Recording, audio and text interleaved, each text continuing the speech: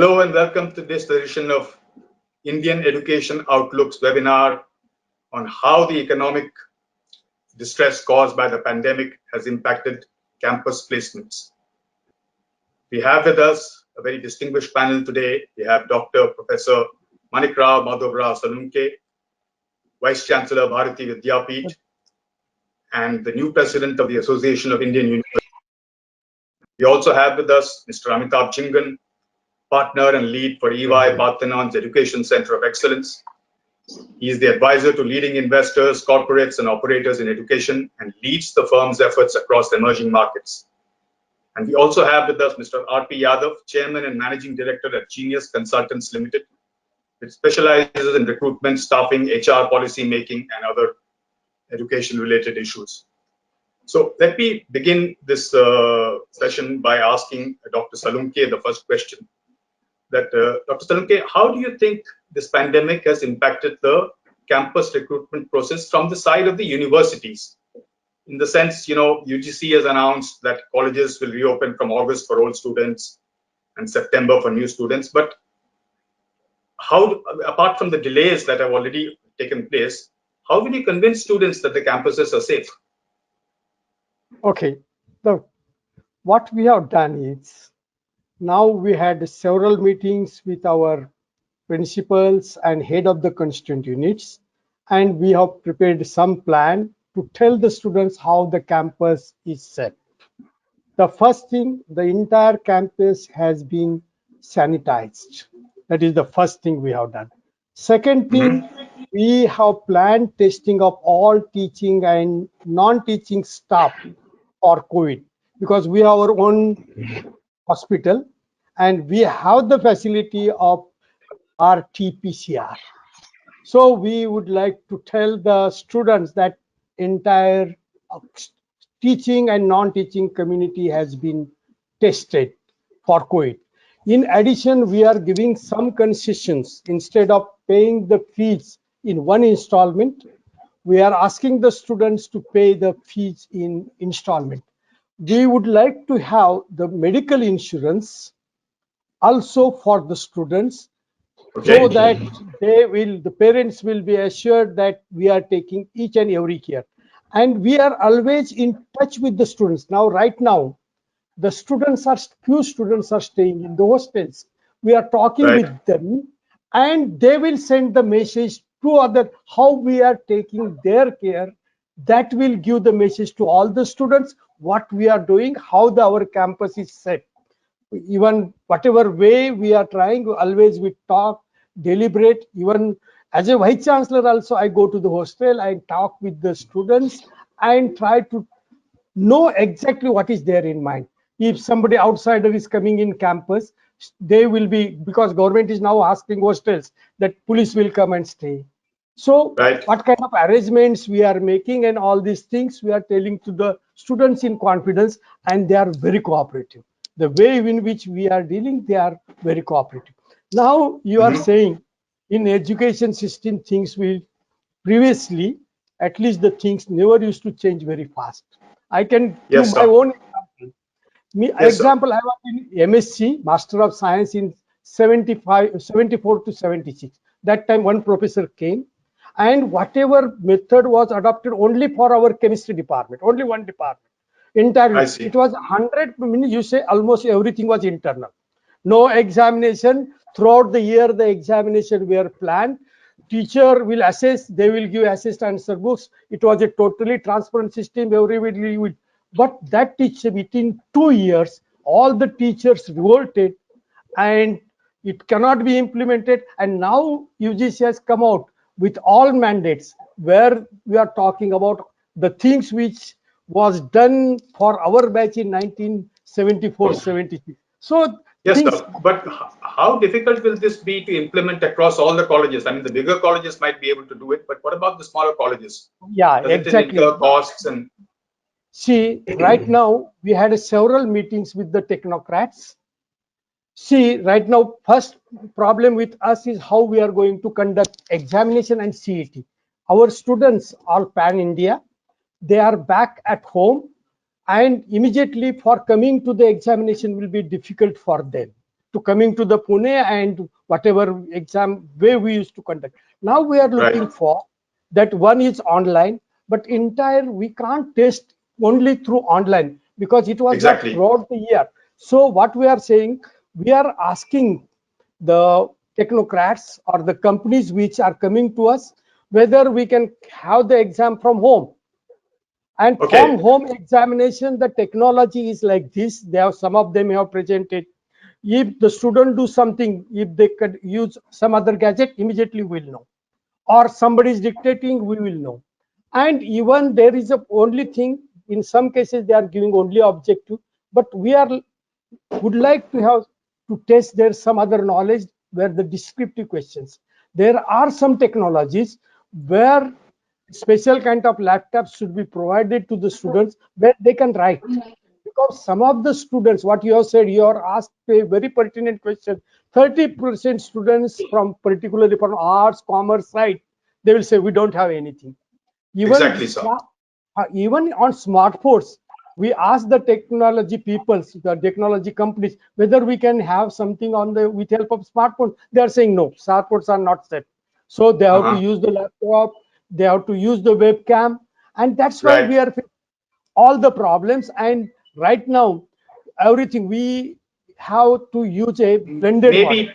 Perhaps you could think in terms of a cell phone or something that might be easier way. But cell phone is not safe. Whatever discussions we had. Last week we had several meetings, but they are not safe, and that's why, that's why we are facing a lot of problems. So we have to go for blended mode. The students who are in position to give online exam, that will be one group, and for other group we have to give other thought. Very interesting way to look at it, sir. I think I'll come back to you on that a bit later. But Mr. Jingan, you know, I was concerned about something else, which is that what happens to students who have already received offer letters from various firms but are now worried about rejections? I mean, is that a valid fear, or is that something that, you know, students shouldn't worry about? Well, I mean, it is definitely a valid concern. I mean, I think with all of the uncertainty that we are seeing in the external environment, companies, recruiters, employers are all getting impacted, by this. So I think it is most definitely a concern that most students have and should have.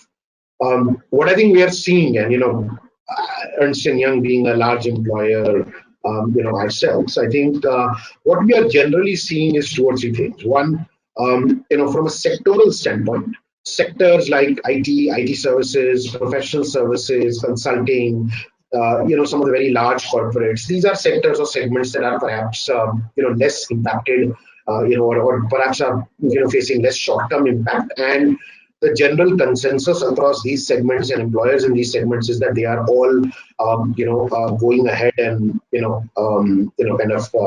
onboarding students who have already been received offers, as part of the campus placement process. I think, there is obviously a section of, I guess, the employer community that is, perhaps deferring start dates. So, I have heard of a lot of larger companies just simply pushing back, start dates to perhaps 1st September or 1st October, or, by a few months to allow the businesses to settle down. So that's the second thing.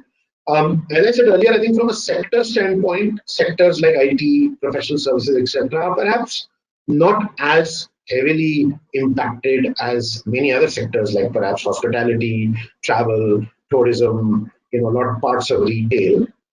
And therefore, I think, even in the medium term, I would imagine, once, the companies, businesses get through this disruption, they should be, back on some kind of a normal trajectory.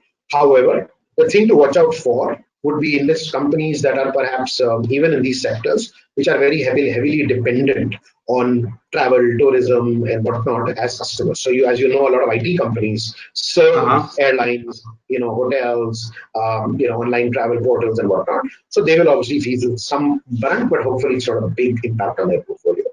I think where probably the impact will be felt the most would be slightly smaller, more mid-sized companies, which are perhaps in the front end, client-facing segments, parts of financial services, especially the retail side, travel, tourism, logistics. Those are the businesses that will perhaps face the greatest brunt of it, and those are the businesses, in my mind, Right. that are most likely to ask for maybe even reconsider offers or perhaps push offers out by there. So I think there is going to be some impact, not a lot, but obviously, it is something that I think universities and students would have to watch very closely. Okay, so there's some impact, but you're saying it's not something that is going to be a huge impact kind of a thing. So, Mr. Yadav, you have handled thousands and thousands of students in terms of placements and things like that. And, various large companies have pledged to honor their offer letters, saying that, no, we will not, rescind on them. But with caveats, of course, like delayed joining and all that due to the pandemic, or maybe online training and onboarding, things like that. But do you think they'll be able to honor those commitments if this pandemic continues longer than expected? Yeah. So first of all, good afternoon to everybody. Yes, due to this COVID-19, such kind of scenario has come, but then we'll have to examine country-wise and sector-wise, as Amitabh said, So there are certain sectors which may not honor maybe about 10 to 15%, but they will honor about anything between 90 to 100%. Which are those sectors are there, Those sectors are IT services, IT services. There is going to be a big demand in India after this COVID-19 for the IT.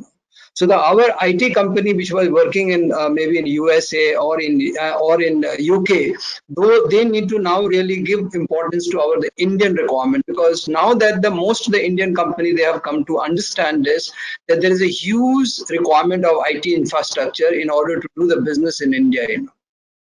So IT company, IT services company, media company, pharmaceutical company, retail company, essential services company, hospital, these are the company which I think will completely honor. They will not honor. It's just that the first quarter is on hold. But there are certain industry may differ or may decline, which time will say. Those industry like you I think most of us we know. Tourism industry is there. Aeroplane industry is there. All the hotels are there. These are industry which has really suffered. So it all depends upon the when it will open. If it opens, let's say by June or July, then I think honor is almost about 90 to 95%. But if it gets postponed further, then maybe the decline will be at least 30%. Oh, okay. Thank you so much. That's interesting. Dr. Salunkhe, I'll come back to you, sir. Would you agree with the statement that placement prospects of top business and engineering colleges are not going to be affected much, but in other colleges, they might be impacted to a much larger extent? For instance, the IITs and IIMs and those places, perhaps the placement thing, because there are some already commitments made by the employers. But what happens to the other smaller colleges? Yeah, this is one of the serious issue for us. Already we are not in position to give the placements for arts, even some commerce students, as well as maybe we are giving the placements to the management students, engineering students. However, it's very difficult to give the placement for such type of courses. Unless now the buzzword will be how we are going to inculcate entrepreneurship among the students so they will adapt the change fast. And for that particular purpose, we are giving a thought whether we can provide some online short courses to them.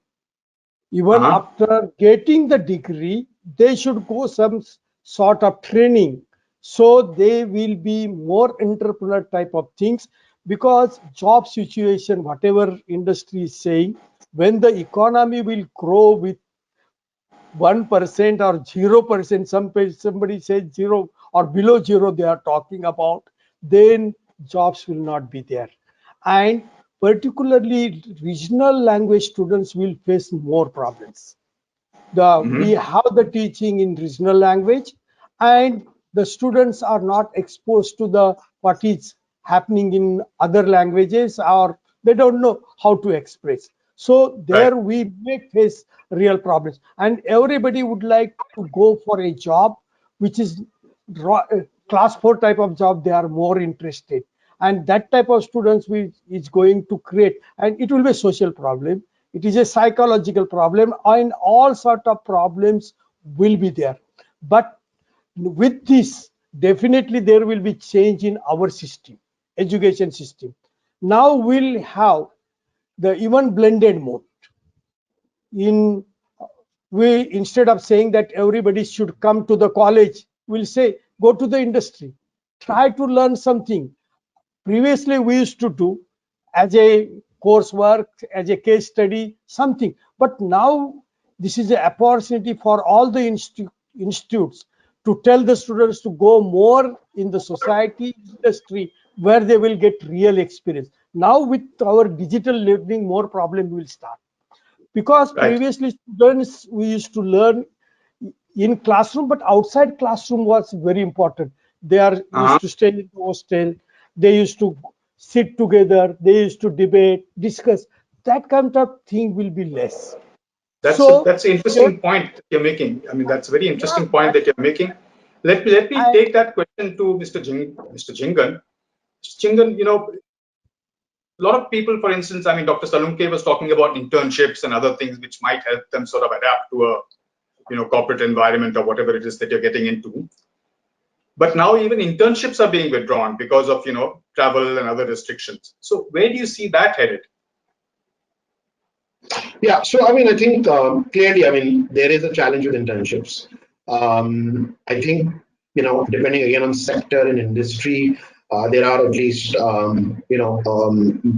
programs, or there are some segments of again industry. So consulting is an easy one. We are actually providing almost the equivalent of a virtual internship program or a virtual internship opportunity to students. However, it's hard to do. But I think yes, internships would perhaps see a much greater impact. Partly because it's hard to do offline or without physical contact, and partly because some of these internship programs or offers are getting pushed out to later in the year, which is conflicting and clashing with the academic cycle.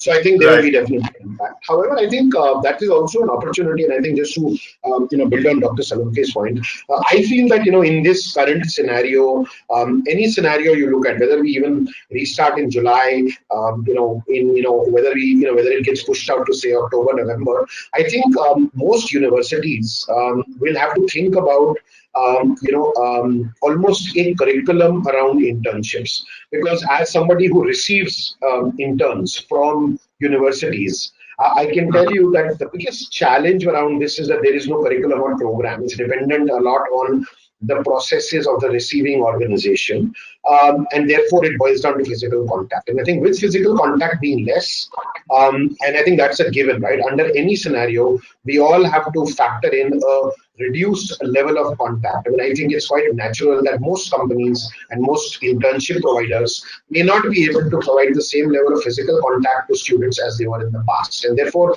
I think universities, faculty, perhaps even mentors who are alumni of the university working in industry in those sectors would have to come together and create a little bit of a program and define very clear learning goals, learning objectives that each of these students would need to have as part of their internship, for it to be less problematic for corporation or for industry to continue with, and B, for it to be effective and deliver some learning outcomes for the learners. So I think there is going to be definitely a need for us to reinvent or reimagine how we run these internships. The days of just connecting students with companies and saying, okay, this is now your internship opportunity is probably limited because of the physical constraint. So my sense is that that would be another dimension that we should think of.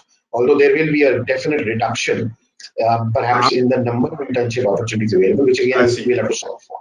I think Dr. Salunkhe wants to make a point. I think he was trying to say something. You were trying to. I would like to tell about one interesting model we had when I was Vice Chancellor of Yeshwantrao Chauhan Maharashtra Open University. The Lupin would like to recruit the candidates. After 12, the candidates were selected, and they are pursuing the BSc while doing job in their industry. And all practicals were performed in the Lupin, and they are sure about, in first year they used to give the scholarships 8,000 per month, second year 10,000, and 12,000 last year BSc. And with this internship, we used to do online teaching, and they used to get degree and confirmed job. This is a very interesting model regarding the internship. That was the point. I thought that it is a very interesting model. It was industry academia collaboration, and the students are placed. Such type of things we should give some thought. Okay. Mr. Yadav, I had a question for you. So far, we've been discussing, placements for the current sort of year. What happens to the next batch? Do you see an uptick in recruitments then? Or do you think the economic situation will actually cause to fewer students being hired in the next session? Okay, so let me give you a case study. I have a client which is in the retail business, and they sell multi-brand, and they already have around 2,500 retail outlets across the country. This year, they have been selling only the essentials items. With that, they are managing the business at the moment because they can't sell the other product, non-essential item, they can't sell. But throughout the 2,500 outlets, they are selling essential item. They already have a plan for the next year, that is 21-22, to double this number of outlets. So the point is, that this year the Indian economy will grow maybe by, I think, anything between 1.5 to 2.5%. Different people have different kind of opinion, but I feel that it would be anything between 1.5 to 2.5% economy it will grow. So this year, most of the company, they would like to survive. They would like to manage the business the way it is, But the next year, every company will have a plan, a bigger plan next year, So I'm extremely hopeful in the next year there will be huge requirement for the engineers, for the MBAs, and for the graduates. Even in our plan as a company, we have around 52,000 people, which works with about 475 companies. And I feel the next year when we start, our growth will be at least 30 to 35% next year. We are planning ahead in terms of, so that's the kind of requirement. So next year, I'm extremely optimistic that, there will be a huge requirement because the entire society will be very hunger. Imagine today, for the last 3 months, all the people have just bought essentials items. They have not bought, any textiles, shoes, any entertainment items. So these are all lying latent at the moment. The moment the market opens, people will like to buy. But obviously, this year they have a less disposable income, so they may not buy. They may differ. But when the next year, when the money will come to the hand, this disposable income will be spent in huge, and that's where the larger number of placement will take place next year. That's a positive kind of a outlook that you have. I'm sure people will be very glad to hear that. But I'll ask Mr. Jingam the next question. That what role can top industry bodies like, let's say, FICCI or CII or ASSOCHAM or even NASSCOM, what role can they play in sort of alleviating this problem? I think they can play. I think all of these bodies can, and to some degree, possibly are also already doing so. But I think they can play a reasonably significant role. I sit on the higher education committee at FICCI, and I'm obviously privy to some of the discussions and initiatives that are being planned. And I must say they're all very focused on this. They see this as a real problem.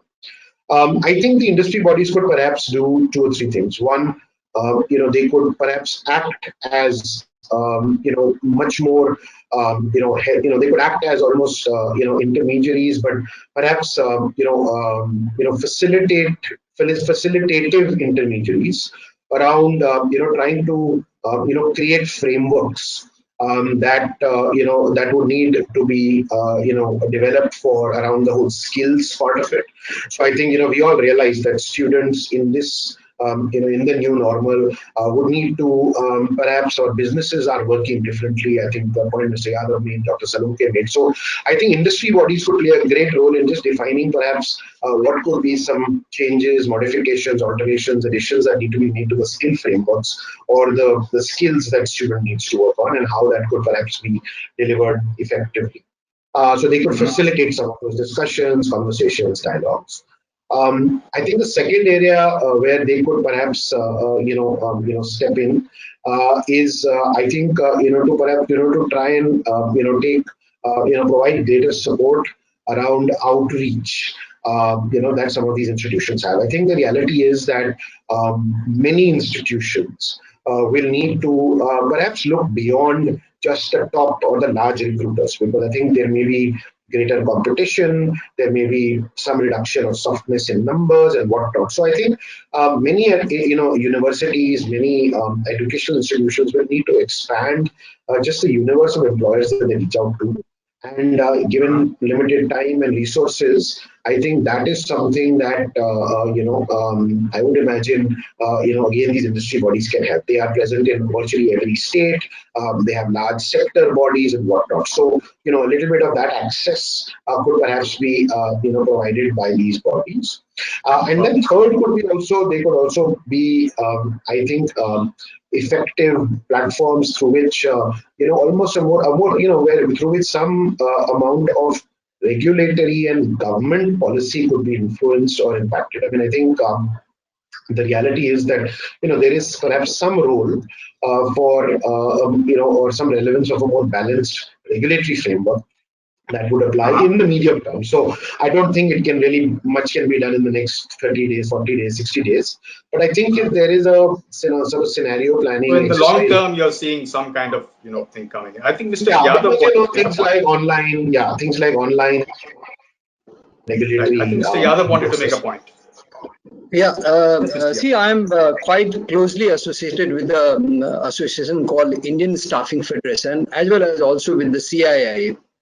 And much in terms of commerce, See, there are saying now कि पहले chicken आएगा कि अंडा आएगा, which one will come first, So we have to look at from industry angle also and from the institution angles, and that is where the collaboration takes place, So industry, all the association has played extremely important role in this COVID-19, because let's look at a CII, today we have got about first instance we got 1.75 lakhs crores of from the government, and second instance they give 1 lakh, So one is the direct subsidy, which is for the poor people, which the government has given, and the various things to the various companies in terms of PF withdrawal of loan of about 90% or 3 months, whichever is lower or higher.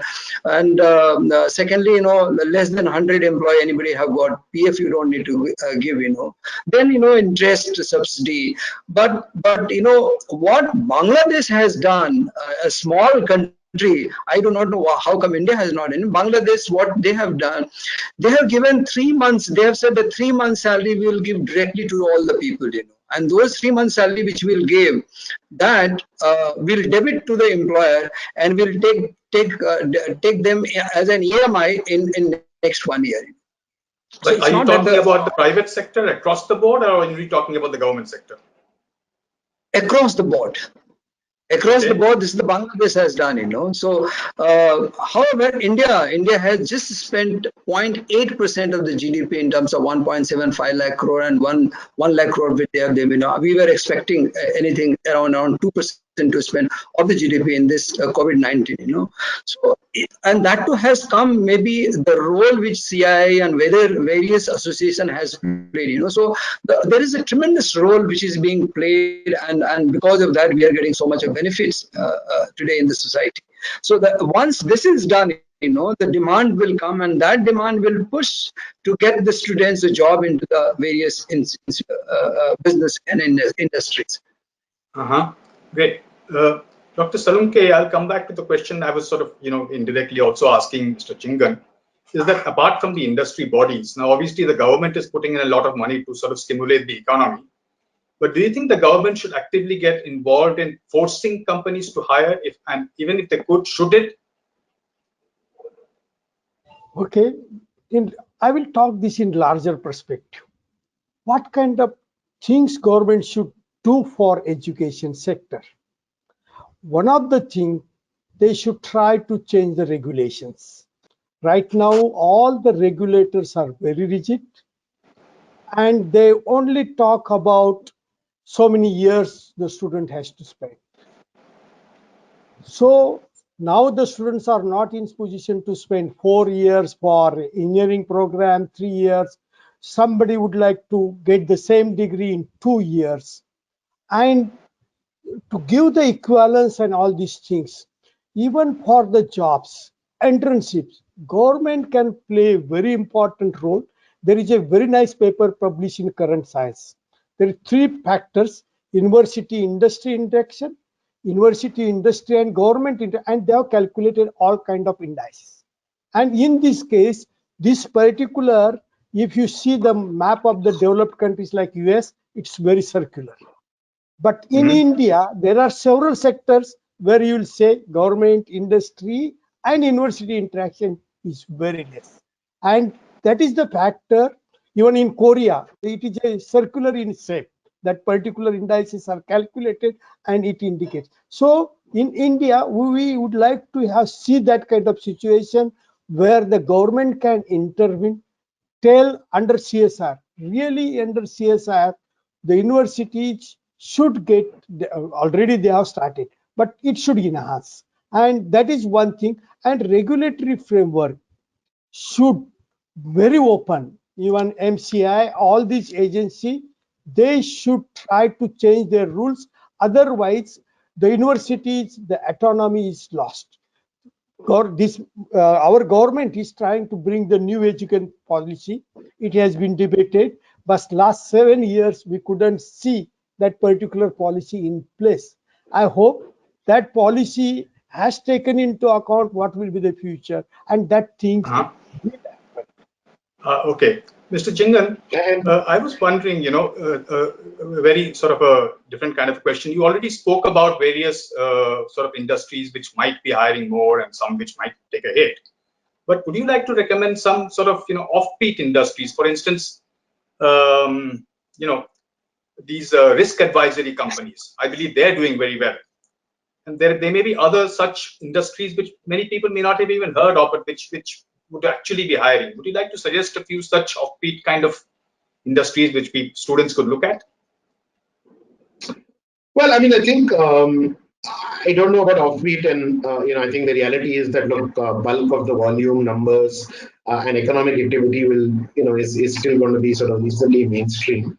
But I think 2 areas which, to my mind, would be much more relevant now is just a wide range of digital services. So today, I think with just all of what's happening around us, I see a lot more, just conversion of offline to online, and it's no longer going to be the big, fancy, well-funded unicorns only doing that. They will continue to do what they're doing, no doubt. But I think there is going to be a whole industry of just converting, offline processes to online processes. They could be anything and everything. And I think digital services will become very interesting. I think a lot of mainstream companies will need to perhaps think about different ways of going about their businesses, because something as simple as even universities today, I think the point Dr. Salunkhe was making, students are coming from all over the country.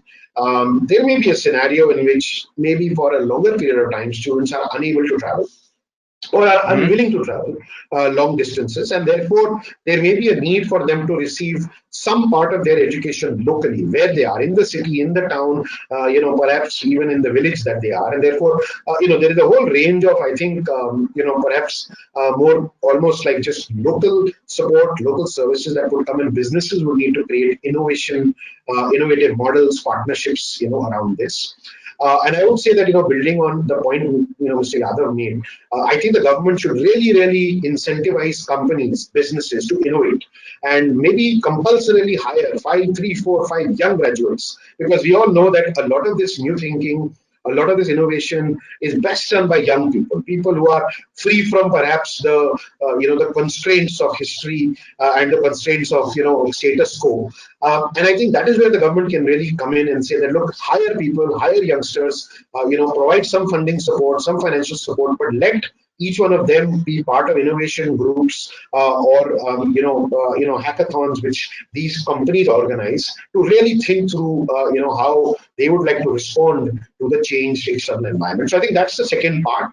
And then the third piece would be just overall, I see a huge need for a much broader suite of digital skills, working with data, working remotely, and both in an individual as well as in a team setting, and collaborating. I think this is the skill set imperative that everybody will need to overcome. So I think there could be three different, these could be just three examples of how we approach this in the new normal. I just had one quick comment just to build on Dr. Salunkhe's point on regulation.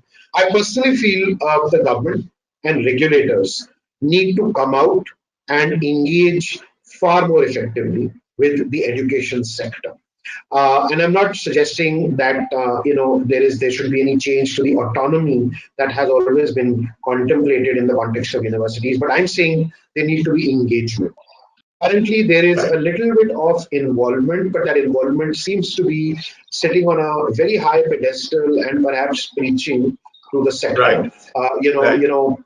Pay everybody salaries, and whatnot. I mean, we all agree that these are great initiatives, but unlike many other countries in the world where governments are actually stepping in and providing financial support, no different, very similar to what Dr. Yadav said. I think it's a great idea. If today the government were to say that we will pay the salary of every single faculty member and teacher in this country for 3 months and recover it over 12 months from the relevant institution, I think that could be an outstanding contribution to the future of our country that the government could make. So I think my kind of one view on that, just I wanted to add to what Dr. Salunkhe said, I think the government needs to be much more engaged and participative, and perhaps sit down and with the sector and try to work through some of these challenges rather than perhaps just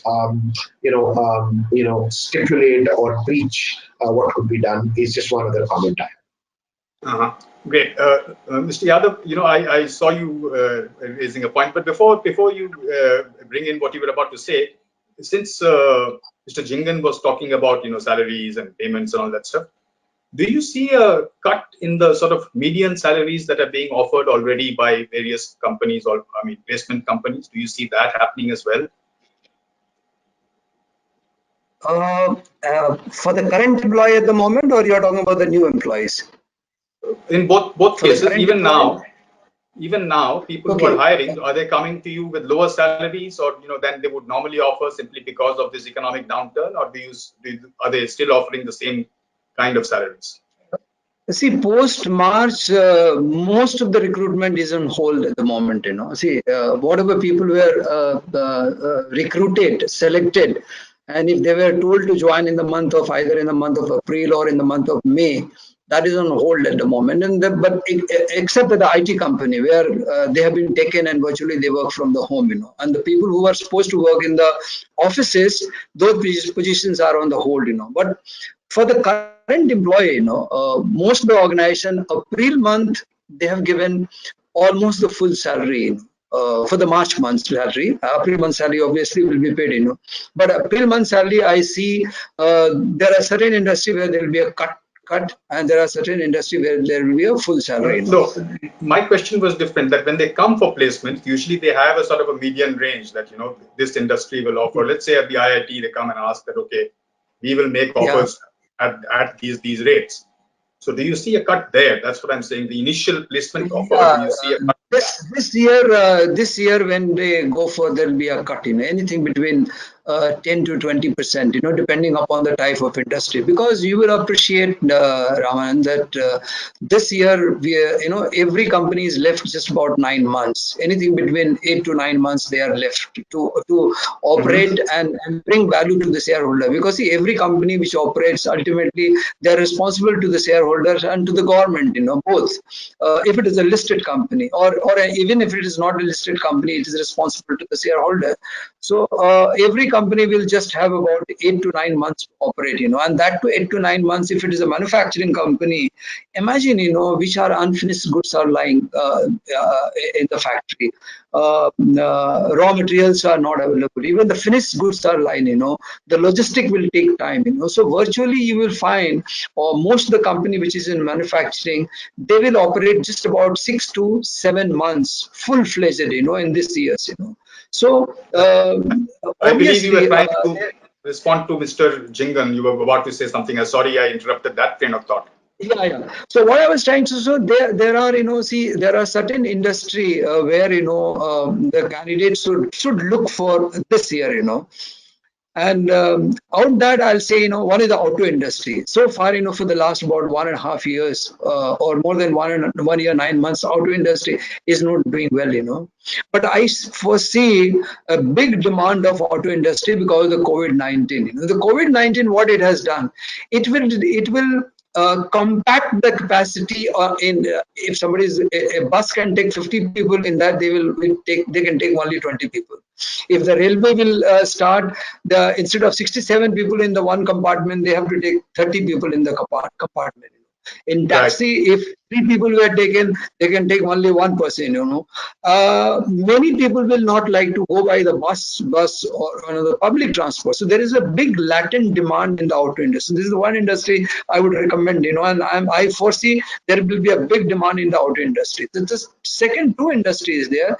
See, so far we have been Indian government. We have been spending just about 1.2% of the GDP in our agriculture, and just about 1% we have been spending in the healthcare industry. These are the two industry which is likely to do in next 3-4 years very well, and government is going to give a lot of importance, in the health industry and also in the agriculture industry, because right now we are only eating and being idle, and if that pipe is choked, we don't know where to go, So we have understood that is extremely important. So these are two industries.